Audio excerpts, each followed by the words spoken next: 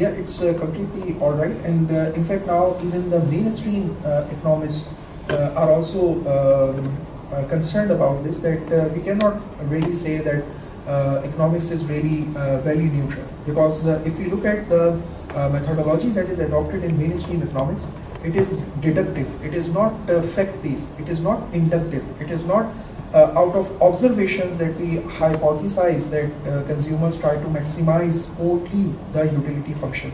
Producers try to maximize only the profit function. We say that given the constraints, which we also have now proven, that the resources are really constrained in absolute sense, but hypothesizing and assuming that under material constraints, we are supposed to and we should be maximizing only one aspect, which is profits for the producers and utility for the consumers.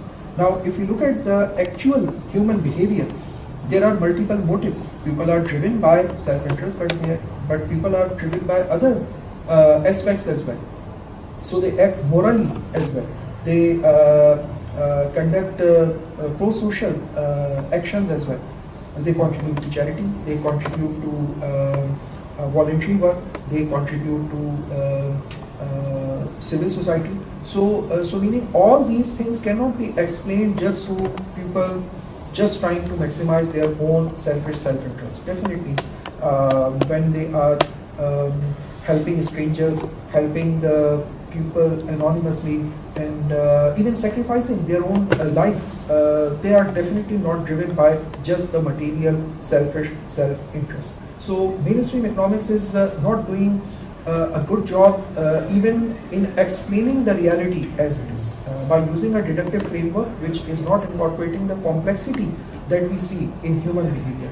Human beings are not to be looked at just part of the economy as consumers who are just having animalistic instincts and they cannot control those instincts, and we should not be looking at humans as just part of the production process as laborers, and they are just like the aggregation of some inputs, just like machines. So just like you have a sum total of machines, you have a sum total of labor, and sum total of consumers in the market who are to be served based on whatsoever their desires are. So it is better to approach human beings as they are, complex beings who can learn, and whose learning can be reinforced, can be altered as well with right awareness and consciousness.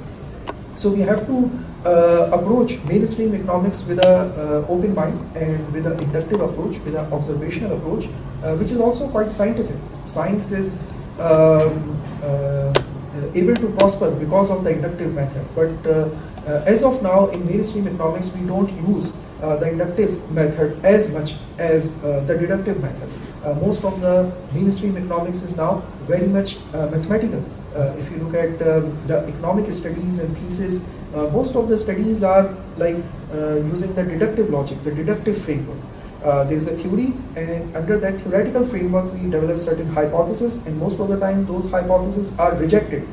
So rather than looking at reality as it is through surveys, through observational evidence, through at least experimental economics, the mainstream economics does not develop its content like that, and that is why it is quite far off in explaining the reality, and that is why the predictive ability of the models is also not up to the mark.